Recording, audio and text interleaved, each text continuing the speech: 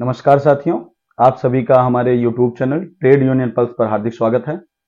साथियों, जैसा कि पिछली वीडियो में आप सभी ने देखा होगा, बीकेएन के संघ की जो पीरियोडिकल मीटिंग एनईसी बीकेएन के संघ की शीर्ष मैनेजमेंट के साथ थी हेडक्वार्टर में 20 नवंबर को, उसके जो पॉइंट्स थे उनके संदर्भ में हम लगातार जो अपडेट्स थी उस मीटिंग में क्या डिस्कस हुआ था उसका एक डिस्कशन आपके समक्ष प्रस्तुत कर रहे हैं। इसी कड़ी में आज हम फिर से मुखातिब हैं हमारे राष्ट्रीय महासचिव आदरणीय श्री जहीर अहमद जी से। सर, आपका हार्दिक स्वागत है। और जो बिंदु जो एजेंडा पॉइंट्स बचे हुए थे आज उन पर हम जो है यहाँ एक डिटेल प्राप्त करेंगे कि आखिर उस दिन हुआ क्या था और इस पर्टिकुलर जो बिन्स थे, हमारे प्रॉब्लम्स थी, उन पर क्या सोल्यूशन प्राप्त हुआ हमें, और मैनेजमेंट की तरफ से क्या पछड़ा और यूनियन ने कितनी दमदारी के साथ आपके अधिकारों की बात वहां पर रखी। तो इसी कड़ी में जो हमारा अगला बिंदु है वो है, जिससे आप सभी भी परिचित हैं, कि किस तरह एक फरमान जारी किया गया था, एक सर्कुलर आया था कि मैनेजर्स जो प्रबंधक हैं वो आगे से एक जो वर्कमैन कैटेगरी जो है उससे उनको बाहर कर दिया गया कि आप ट्रेड यूनियन एक्टिविटीज में भाग नहीं ले सकेंगे और मेंबर भी नहीं बन सकेंगे। हालांकि बीकेएन के संघ ने पहल करते हुए इस पे एक इंटरिम रिलीफ माननीय हाई कोर्ट लखनऊ, इलाहाबाद की लखनऊ बेंच से प्राप्त करने में सफलता प्राप्त की।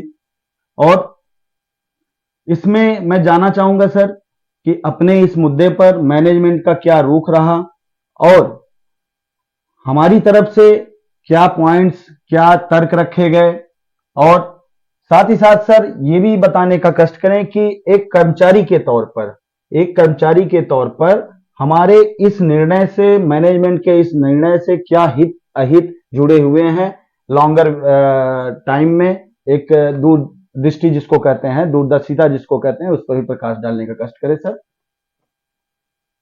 धन्यवाद आशीष जी।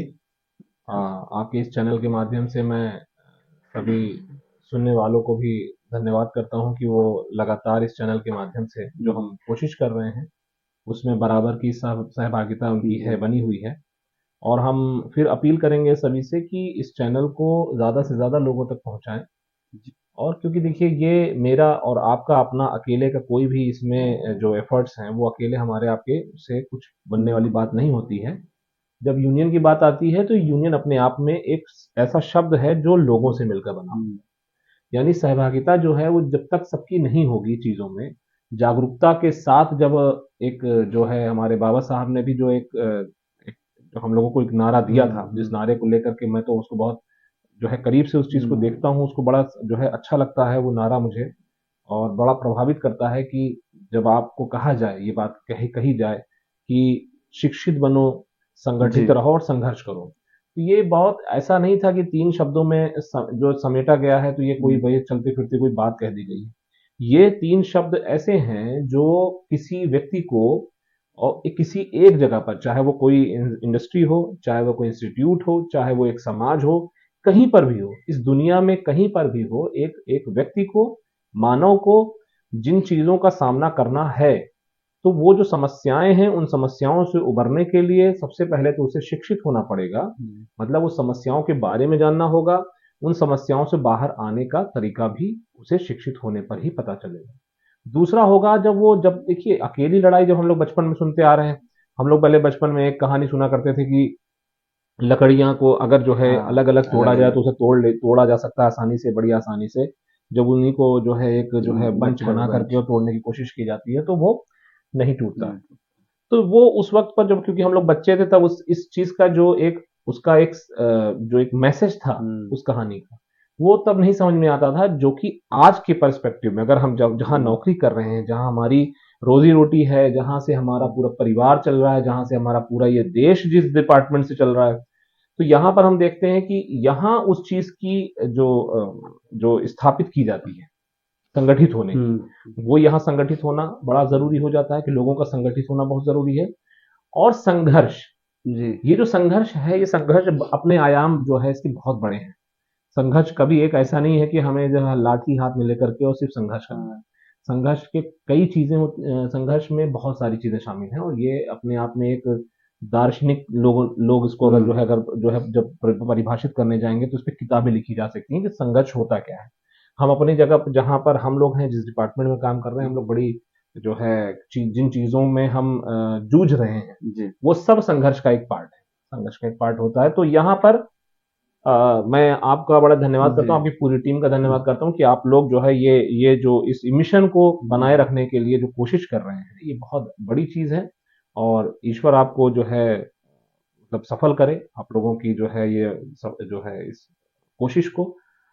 और जहां तक आपने अभी पीरियोडिकल मीटिंग का जिक्र किया, पीछे हम लोग लगातार इस पे जो है बात करें, क्योंकि समय का अभाव हो जाता है तो चीजें जो है बीच में डिस्कशन नहीं हो पाती। और जी मेरा अपना मानना है कि लोगों तक सही बात पहुंचे, जो हमारे बिल्कुल यूनियन की साइड से जो बातें हैं वो लोगों तक पहुंचाना बहुत जरूरी है, बहुत, क्योंकि ये उनसे जुड़ी हुई चीज है। उनसे जुड़ी अब जैसे जिस पॉइंट के ऊपर आपने डिस्कस किया, अभी बहुत सारे ऐसे लोगों को लगेगा कि ये उनसे संबंधित मामला नहीं है। मैनेजर्स के मामले में आदमी कैटेगरी 3 का जो एक एम्प्लॉय है, जो AG3 है, जो AG2 है या AG1 है, उसको लगता है कि ये कैटेगरी 2 के लिए हम क्यों कर रहे हैं, हमारी कोशिश कैटेगरी 2 के लिए क्यों है, क्या हमारे पास और समस्याएं नहीं है? ऐसा नहीं है। ये समस्याओं का जो हमारे पास भंडार है ना, उसमें की एक महत्वपूर्ण समस्या है। और जब हम इसको जब हम वही मैं शुरू से कहता आ रहा हूँ, हमेशा कहता हूँ कि ये समस्याएं कभी ना हमें अपनी ये नहीं देखनी है कि ये समस्या मेरी नहीं है तो मुझे इसी तरफ नहीं देखना है, जो मेरी समस्या मेरे पास आएगी बस उसी को मैं समस्या मानूंगा। जी तो फिर वही वाली बात आ जाएगी, ये लकड़ी को अलग अलग रख देना और उसे आसानी से तोड़ देना। हमें इस कहानी को देखना है कि जो लकड़ियों की कहानी है वहां लकड़ियां क्या हैं।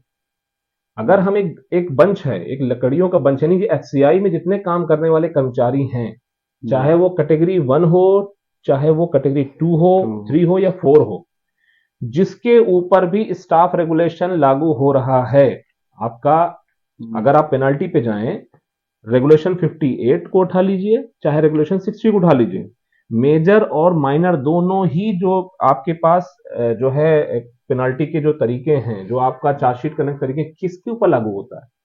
क्या ये कैटेगरी 3 पर लागू होता है या कैटेगरी सिर्फ 4 पे लागू होता है या 1 और 2 पे भी लागू होता है?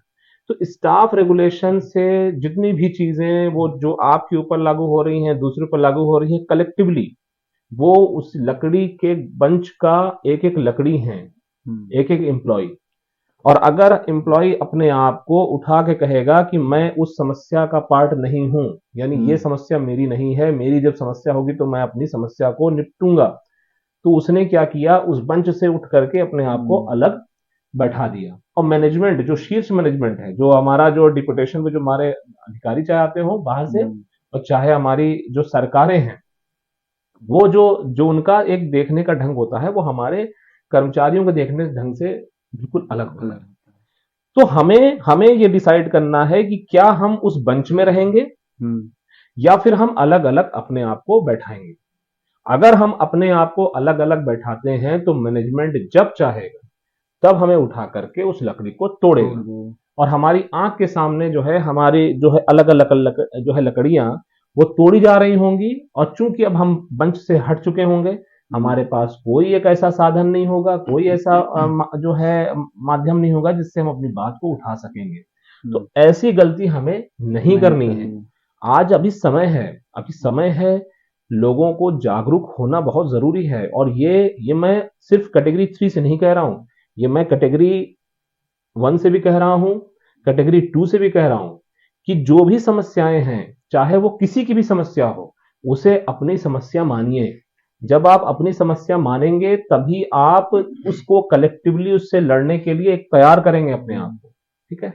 अब जैसे ये मामला है मैनेजर्स का, ये इतना जो है जब ये मामला बना था, देखिए इसमें आपने दो चीजों को एक साथ जोड़ा है, तो मैं थोड़ा सा उसको अलग अलग कर देता हूँ। एक्चुअल में क्या है, आपने पहले कहा कि वो मैनेजमेंट ने वर्कमैन का एक जो है डिसीजन आया मैनेजर्स के लिए और उसके ऊपर जो है सर्कुलर जारी हुआ। जो ये केस है ना वर्कमैन के लिए, आप पहले सबसे पहले हमारे लोगों को स्टडी करना पड़ेगा कि एक्चुअल में केस क्या था, मैनेजमेंट ने उसको किस तरह से इस्तेमाल किया। ठीक है। अब ये कहानी जो शुरू हो रही है, ये कहानी शुरू हो रही है 1988 से। 88 से शुरू हो रही है, और उस जमाने से जो केस चल रहा था वो तो पैरेलल में चल रहा था। जब हम लोग डिपार्टमेंट में आए तो हमारे दिमाग में क्या डाला गया, आपको याद होगा, आप भी जब डिपार्टमेंट में आए होंगे, तो एक मैसेज बड़ा आम रहता था कि हमारी यूनियन में कैटेगरी 2 लोग क्या कर रहे हैं, या हमारे यूनियन में ये रिटायरीज क्या कर रहे हैं। अच्छा, ये चीज बार बार उठती थी एक साइड से, मैं नाम नहीं लूंगा यहाँ पे कि वो कौन थे जिनकी तरफ से उठती, मैं सिर्फ इशारों में बात कहता चलूंगा, और मैं उनसे भी कहता हूं कि ऐसी किसी भी बात को ना उठाइए बेवजह, जो कल को आने वाले समय में आपके लिए खुद गड्ढा खोद दे। हाँ। ठीक है, तो क्या होता था उस टाइम पर, उस टाइम पे एक मैसेज जो है एम्प्लॉयज के अंदर ये दिया जाता था कि बीकेएम के संघ में जो लीडरशिप है वो मैनेजर्स हैं सारे, इनका रिप्रेजेंटेशन जो कैटेगरी 3 और 4 का है वो हो नहीं पाता है, यही बात कही जाती थी। इनकी तरफ कोई देखने वाला नहीं है। और फिर थोड़े दिन के बाद और फिर और शुरू हो गया, उसमें और चीज जुड़ गई कि इसमें रिटायरीज क्या कर रहे हैं, लीडरशिप के तौर पर जो रिटायरीज हैं वो उनको नहीं होना चाहिए। तो क्या था कि जब मुझे लगता है जब आपका बैच आया 14 बैच जी। तो उस तक ये बात बिल्कुल एक जो है समझ लीजिए कि बहुत तरीके से लोगों के दिमाग में डाल दी गई। और वो इलेक्शन का टाइम था, मैं आपको बताऊं 2014 में यूनियंस के इलेक्शन थे रिकॉग्निशन के लिए, तो उस टाइम पर ये बात उठाई ही गई थी जानबूझ करके। उस टाइम पर कि लोग जो एम्प्लॉयज हैं, क्योंकि उस वक्त पर एक बड़ा जो कर्मचारियों का जो समूह है अगर देखा जाए तो युवाओं का था, 2011 बैच भी था, 2012 बैच था, 2014 बैच था।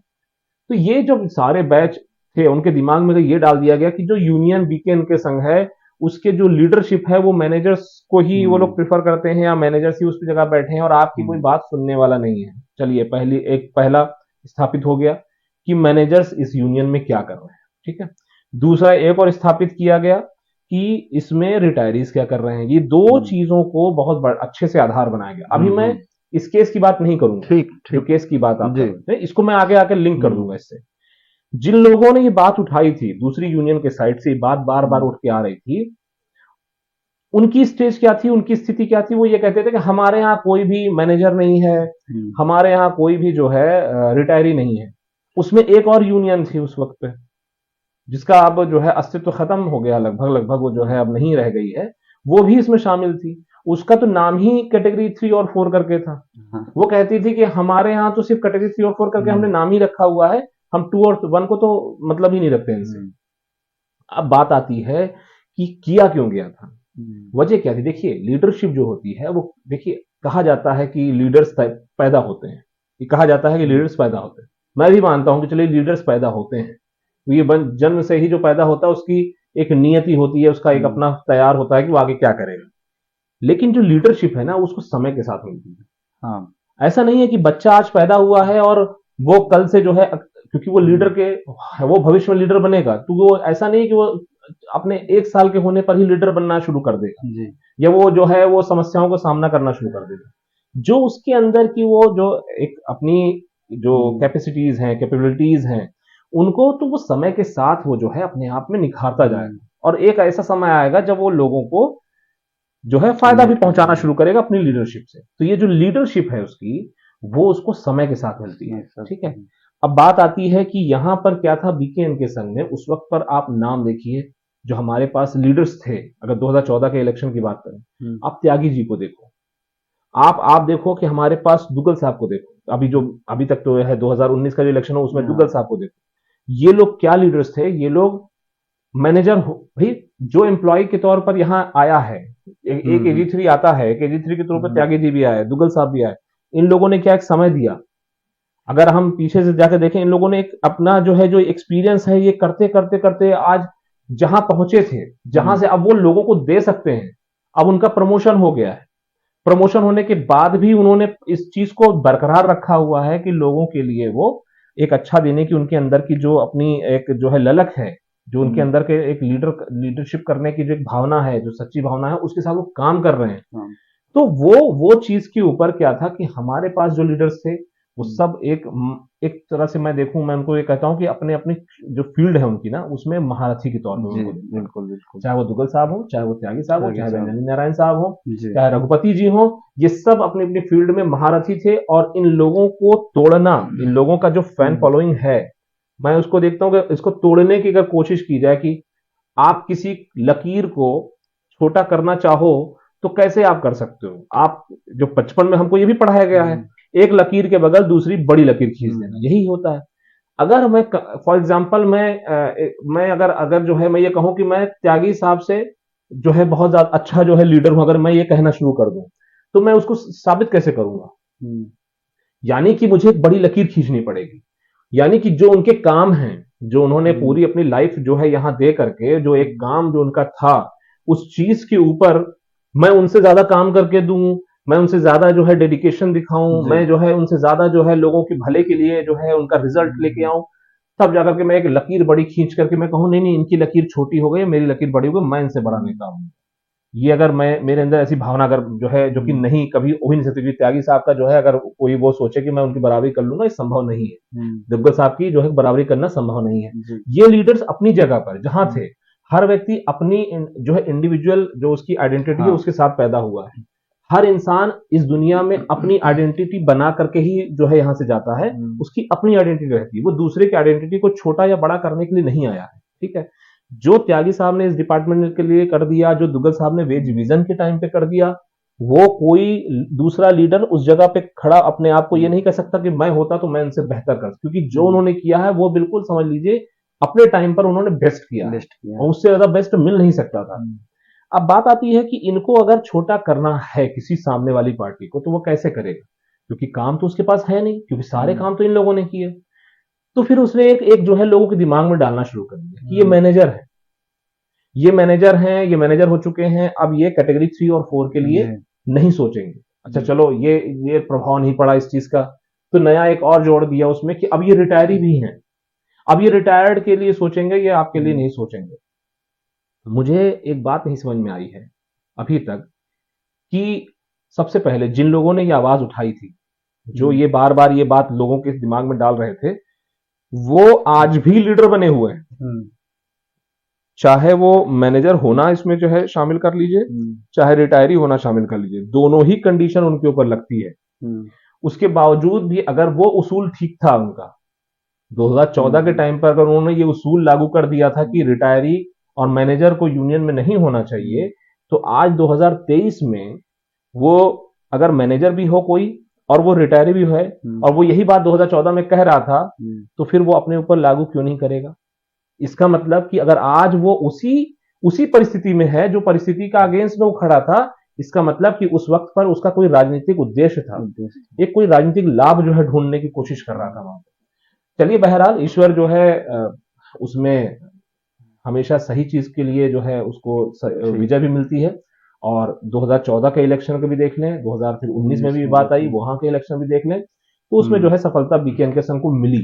लेकिन जो लोगों के दिमाग में डालने की कोशिश थी, अगर हम उसको देखें कि अगर वो मान ले कि हाँ ये कामयाब तो हो गया, वो इंसान कहीं ना कहीं लोगों के दिमाग में ये पड़ गया कि जो बीकेएम के संघ की लीडरशिप है, जो मैनेजर्स हैं जो रिटायर हो चुके हैं, उनको अगर हम देखते हैं तो इसका मतलब कि जो है वो उनको नहीं होना चाहिए।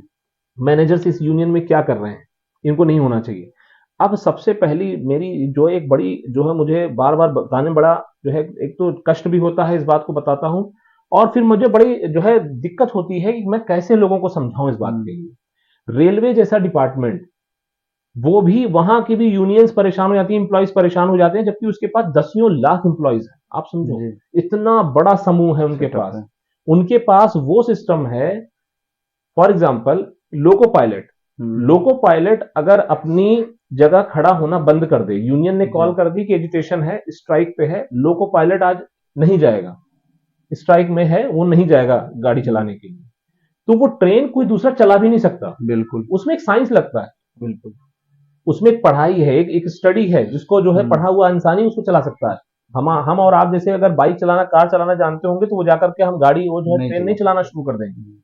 यहां एफसीआई में ऐसा कौन सा काम है जो एम्प्लॉय कहे कि मैं आज आज स्ट्राइक पे जा रहा हूं, मैं ये काम नहीं करूंगा, तो एफसीआई मैनेजमेंट उस जगह पर दूसरा आदमी बैठा के उससे काम नहीं करा सकता। कौन सा ऐसा रॉकेट साइंस यहाँ लगता है? कोई एक ऐसी जगह है जहां पर रॉकेट साइंस लग रहा हो? कोई सिंगल ऐसी जगह नहीं है। 18, 20, 22 हजार एम्प्लॉय के साथ हम यहाँ काम कर रहे हैं। हम उनको देखते हैं, सामने जो लोग जो है कैटेगरी जो है जो उसमें कैटेगरीज काम कर रही हैं आपके रेलवेज में, वो इकट्ठा होकर के यूनियंस के साथ अपना चल रही हैं। अगर एक कॉल आती है, यहां पर आदमी अपने आप को बांटने में लगा हुआ है। उस 22,000 और 24,000 एम्प्लॉय में भी अपने आप को कह रहा है, कोई कह रहा है कि मैं कैटेगरी जो है ये 2 में है, इनको बाहर कर दो। ये कैटेगरी 4 है, इसकी प्रॉब्लम से हमें कोई मतलब नहीं है। कैटेगरी 3 में भी कह दिया मैं AG1 तो मैं तुम AG2 और वो AG3, तो ये अलग अलग ये भी हो लो। ये जो जो बार बार ये अपने अलगाव करने का जो एक वो है ना दिमाग में जो बन रहा है, ये किसके लिए फायदेमंद है? ये हमेशा मैनेजमेंट और सरकार के लिए फायदेमंद है। वो तो चाहती हैं कि आप जो है आज आप अलग हो जाओ, ताकि जो है आपको तोड़ना उनके लिए आसान हो जाए। और जब ये मामला, क्योंकि अब आएंगे हम इस मामले के ऊपर कि इस मामले की सेंसिटिविटी को लोग समझ नहीं रहे। अपने यूनियन का जब देखिए संघ पहले अब आप बात करिए कि कोई ऐसे अपने आप मैनेजर को किसी अपने आप तरफ घसीटने की कोशिश नहीं कर रहा, ठीक है? ऐसा नहीं कर रहे हैं कि हम कल को कह दें कि कैटेगरी 1 भी हमारी यूनियन में आ सकता है। ऐसा नहीं, संभव नहीं है। 1977 में बीकेएन के संघ का जो रजिस्ट्रेशन होता है और उसके बायलॉज जो है अप्रूव होते हैं, दिल्ली रजिस्ट्रार जो है ट्रेड यूनियंस का, वो इसको अप्रूव करता है, उसकी कॉपी एफसीआई मैनेजमेंट के पास जाती है। उस वक्त पर जब ये बायलॉज बन रहे थे, उस वक्त पर आप और हम तो थे भी नहीं, दुनिया में नहीं थे जी, बिल्कुल। तब ये जो बायलॉज में मेंबरशिप के लिए लिख दिया गया था कि इसके मेंबर्स कौन कौन हैं। तो वहां लिख दिया गया कि जो मैनेजर है, जो कैटेगरी 3 है और जो कैटेगरी 4 है, वो इसका मेंबर होगा। कैटेगरी 1 को उसमें शामिल नहीं किया गया, इसलिए कैटेगरी 1 को हम ला ही नहीं सकते। अब उस वक्त से लेकर के और 2022 तक मैनेजर इस यूनियन के साथ अपने सर्विस कंडीशन को बचाता हुआ यहां तक आया है। और मैनेजर पैदा नहीं होता है कि मैनेजर आज से मैनेजर पैदा हो रहा है। हम और आप परसेंटेज अगर देख लें तो अब एपीएस को भी अगर जोड़ लेते हैं तो 75% और 25% यही तो रेशियो है ना जी। मैनेजर्स का रिक्रूटमेंट जो होता है, डायरेक्ट रिक्रूटमेंट 25%, 75% ही तो प्रमोशन होता था, उसमें से 10% एपीएस हो गया। 75% जो मैनेजर बन के आगे जा रहे थे वो कौन थे? वो कैटेगरी 3 से ही 2 में जा रहे थे। तो यानी कि जो वहां जा रहा है वो यहां से होकर के जा रहा है। जो अभी 25% जो आ रहा है उनकी बात आप बाद में करिएगा कि उनके अधिकार के लिए कौन लड़ेगा कौन नहीं लड़ेगा। इसीलिए जो बड़ा जो जनसमूह था, जो कर्मचारियों का एक समूह था कैटेगरी 2 में, वो उठ करके आ रहा है कैटेगरी 3 से ही। पूरी लाइफ जो है आपका जो है कैटेगरी 3 के तौर पे गुजरे और उसके बाद आप कैटेगरी 2 में जा रहे हो, वहां से आपको साथ छोड़ दिया जाए, आपका बिल्कुल आपको अंधेरे कमरे में फेंक दिया जाए। अब आपकी कोई भी जो है सुरक्षा के लिए कोई आपके पास अपनी खुद सुरक्षा स्वयं करें, अपने सामान की सुरक्षा स्वयं करें, ये बात आपके लिख दी जाए सीने पे और पीठ पे भी, ठीक है? उसके बाद आपके ऊपर क्या बीतेगा? कौन आदमी यहाँ यूनियन को जो है से बिलोंग करेगा, कौन यूनियन से बिलोंग नहीं करेगा, ये हम आप डिसाइड नहीं करेंगे। ये डिसाइड करेगा एक्ट जी, ये ट्रेड यूनियन एक्ट डिसाइड करेगा। ये जो उस ट्रेड यूनियन एक्ट से जो बायलॉज बने हैं वो डिसाइड करें। और मैनेजमेंट ने यहीं पे वो गलती कर दी। जो आपने केस शुरू किया, ये बात बताई कि जो वर्कमैन वाला केस था, ठीक है, वो 1988 से केस चला, एक वर्कमैन होने का एक मैटर था। वो होते होते हाई कोर्ट दिल्ली ने जो एक जजमेंट दिया 2022 की दिसंबर 2022 में 12 दिसंबर को शायद ये डिसीजन जो है आया था, उसमें उसने कहा कि इसको वर्कमैन की परिभाषा से इसको बाहर कर किया गया है, ठीक है? उसको नहीं माना, सीजीआईटी का जो अवार्ड था 88 का, उसको नहीं माना गया। वर्कमैन होना एक अलग मैटर है, वर्कमैन है कि नहीं है ये एक अलग मैटर है। ट्रेड यूनियन में रहेगा नहीं रहेगा ये एक अलग सब्जेक्ट था। मैनेजमेंट ने एक मंशा के साथ ये काम किया था।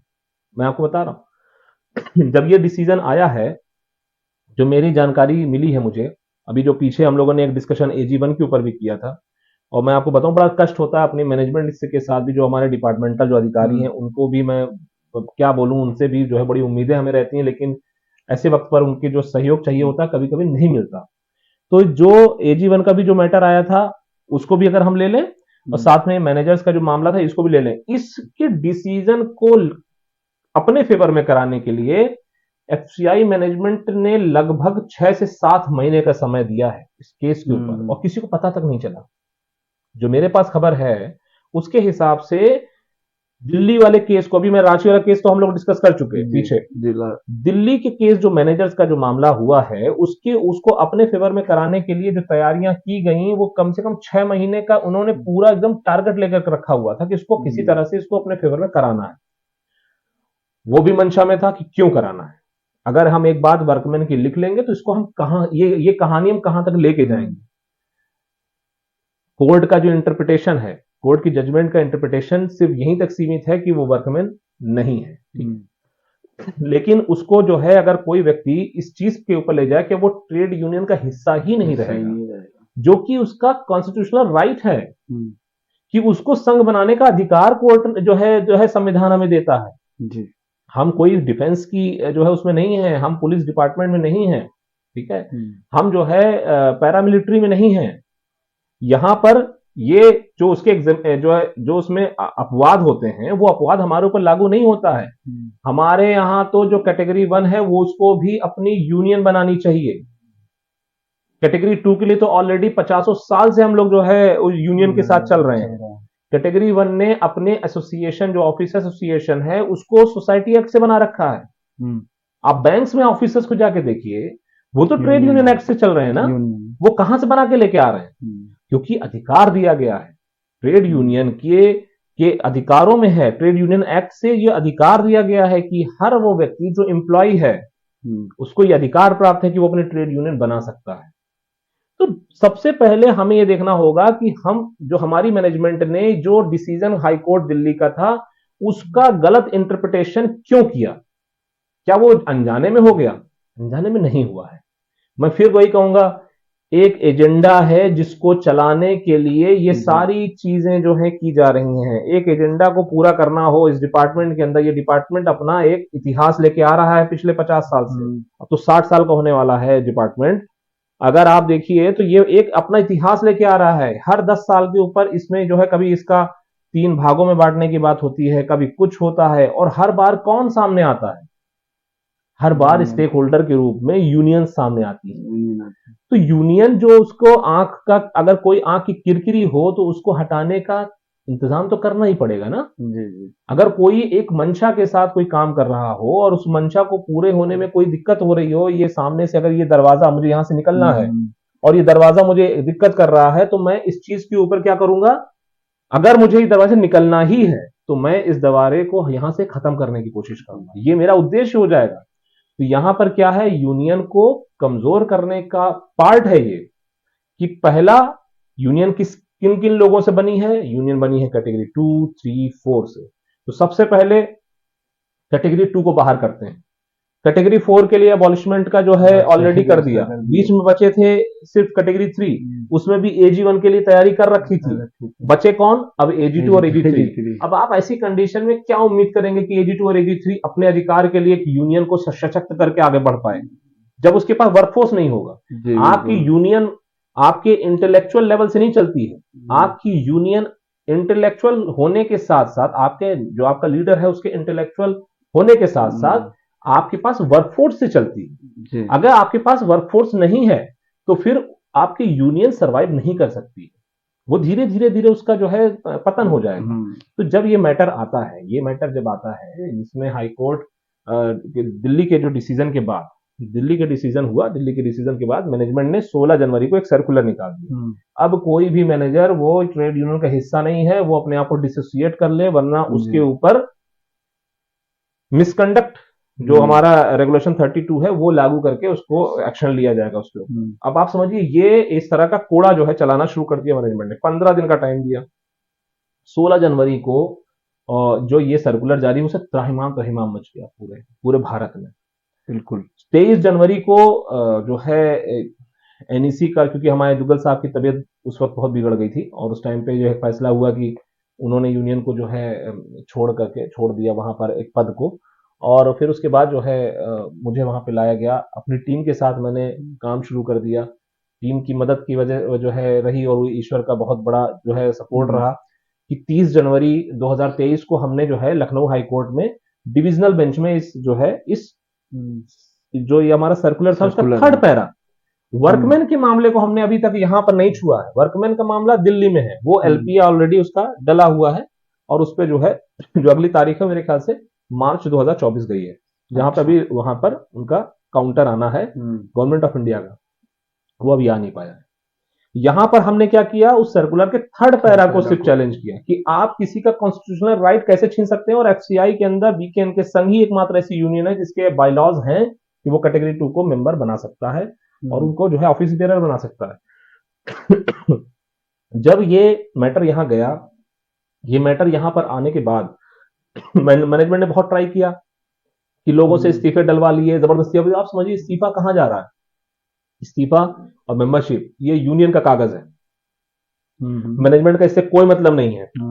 उसके बावजूद भी मैनेजमेंट ने डिसोसिएशन सर्टिफिकेट मांगा है लोगों से और कोर्ट में लगाने की कोशिश की, कोर्ट ने उसको नहीं माना था और बड़ी बेवकूफी वाला जो है स्टेप था ये मैनेजमेंट की साइड से।